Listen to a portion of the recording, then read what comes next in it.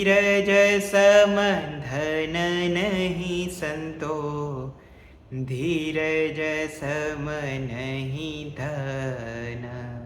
નમસ્તે, જય સ્વામિનારાયણ. આજે આપણે જે પરમ પૂજ્ય પ્રમુખ સ્વામી મહારાજ અને પરમ પૂજ્ય મહંત સ્વામી મહારાજના જે પ્રસંગો સાંભળવાના છીએ ને, એ સાંભળીને તમારું હૈયું એક કંપી જશે.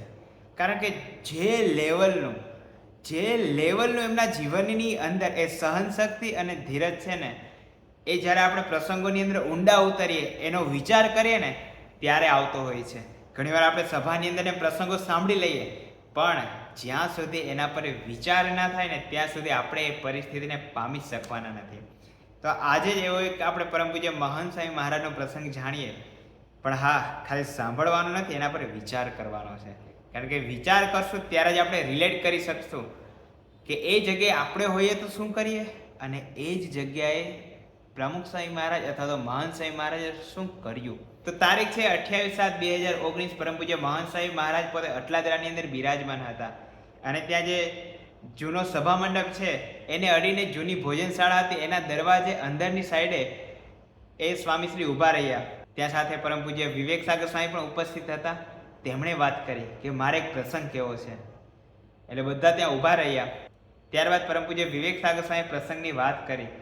ક્યારનો પ્રસંગ હતો? તો જ્યારે પરમ પૂજ્ય મહંત સ્વામી મહારાજ પોતે યુવકની અંદર હતા ત્યારનો આ પ્રસંગ હતો. તો ત્યારે બધા યુવકોને એ નાસ્તો અને ચા અપાતો હતો. કાગળની અંદર નાસ્તો અને પ્લાસ્ટિકના કપની અંદર ચા આપવાની હતી. આ બધું વર્ણન પરમ પૂજ્ય વિવેક સાગર સ્વામી પોતે કરે છે. તો એ સમયે બને છે એવું કે વિનુભાઈ એટલે કે મહંત સ્વામી મહારાજ એ પોતે બધાને ચા પીરસતા હતા. તો કમાન્ડરની અંદર પોતે બધાને ચા પાતા હતા. એમાંથી વચ્ચેથી ને ચા પતી ગઈ એટલે સ્વામી પાછું કમાન્ડર ભરવા ગયા અને પાછા આવ્યા. એટલે જે લાઈનની અંદર પોતે ચા આપતા હતા એ લાઈનની અંદર થોડા યુવકો બાકી હતા, અને એ કદાચ એમને ધ્યાન બહાર ગયું એટલે સ્વામીએ બીજી લાઈનની અંદર એ ચા આપવાનું શરૂ કર્યું. આ જોઈને જે બાકી રહેલા જે યુવકો હતા, ખૂબ જ ગુસ્સો આવ્યો અને વિનુભાઈને જેમ ફાવે એમ બોલવા લાગ્યા.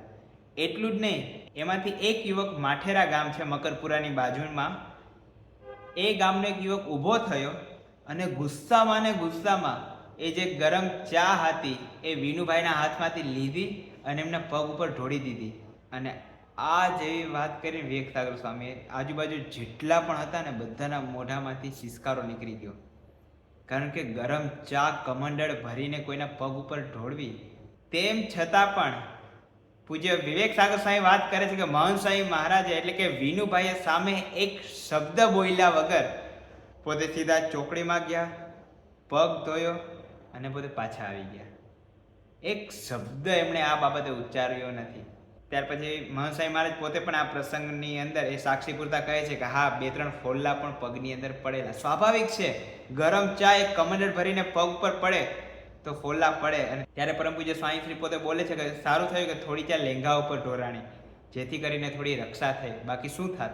આ પ્રસંગ વિચારતા જ એક કંપી જવાય કે કેટલી હદ સુધીની સહનશક્તિ, કેટલી હદ સુધીની ધીરજ એ સ્વામી એ વખતે રાખી શક્યા. આ જ ધીરજનો ગુણ એ પરમ પૂજ્ય પ્રમુખ સ્વામી મહારાજના જીવનની અંદર પણ એ આપણને ચરિતાર્થ થયેલો દેખાય. ઘણા બધા એવા પ્રસંગો છે જેની અંદર સ્વામીએ ધીરજ રાખી છે અને શાંતિ રાખી છે. ઘણી બધી એવી નિષ્ફળતાઓ છે જેને પરમ પૂજ્ય પ્રમુખ સ્વામી મહારાજે ધીરજના બળે પચાવી શક્યા છે. તારીખ 24/9/2002 ગાંધીનગર અક્ષરધામ ઉપર જે આતંકવાદી હુમલો થયો અને ઘણા બધાની જાનહાનિ થઈ હતી, આ સમાચાર પરમ પૂજ્ય પ્રમુખ સ્વામી મહારાજને કેવા સમય મળે છે? તો એ સમયે પ્રમુખ સ્વામી મહારાજે પોતે એક મિટિંગની અંદર વ્યસ્ત હતા. શેની મિટિંગ હતી? તો કે ભુજ ભૂકંપની અંદર જે રાહત કાર્ય ચાલતું હતું એની મિટિંગની અંદર પોતે ઇન્વોલ્વ હતા. અને ચાલુ મિટિંગની અંદર સમાચાર મળ્યા કે ગાંધીનગર અક્ષરધામ ઉપર આતંકવાદીનો હુમલો થયો છે અને ઘણી જાનહાનિ થઈ છે. પરમ પૂજ્ય પ્રમુખ સ્વામી મહારાજ એકદમ ધીરજથી સ્વસ્થતા ગુમાવ્યા વગર પોતે ભગવાનને પ્રાર્થના કરે છે કે હવે વધારે જાનહાનિ ન થાય અને આતંકવાદીઓ પકડાઈ જાય એ માટે પ્રાર્થના કરી. અને ગાંધીનગર જે વહીવટદારીઓ હતા એના સતત કોન્ટેક્ટમાં પણ હતા.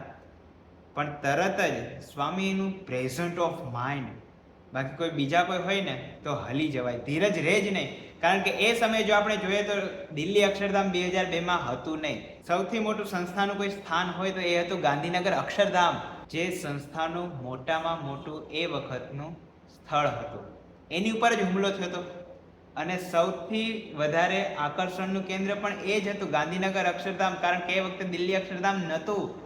તો એ વખતે કેવું કહેવાય કે સંસ્થાના મુખ્ય સ્થાન ઉપર એ આ હુમલો થયો છે. તેમ છતાં પોતે એકદમ ધીરજ રાખીને, પોતે જાણતા હતા કે એ સમય એવો હતો કે દેશની અંદર આક્રોશ એ ફેલાઈ જાય, પણ તેમ છતાં તરત જ પ્રમુખશાહી મહારાજે પ્રેઝન્સ ઓફ માઇન્ડથી, ધીરજ રાખીને પોતે શું નિર્ણય લે છે. દરેક ટીવી ચેનલોને અને દરેક અખબારોમાં પરમ પૂજ્ય પ્રમુખશાહી મહારાજે શાંતિની અપીલ કરી. ખરેખર આ બંને પ્રસંગોની અંદર આપણે જો વિચાર કરીએ ને તો હલી જવાય એવું છે.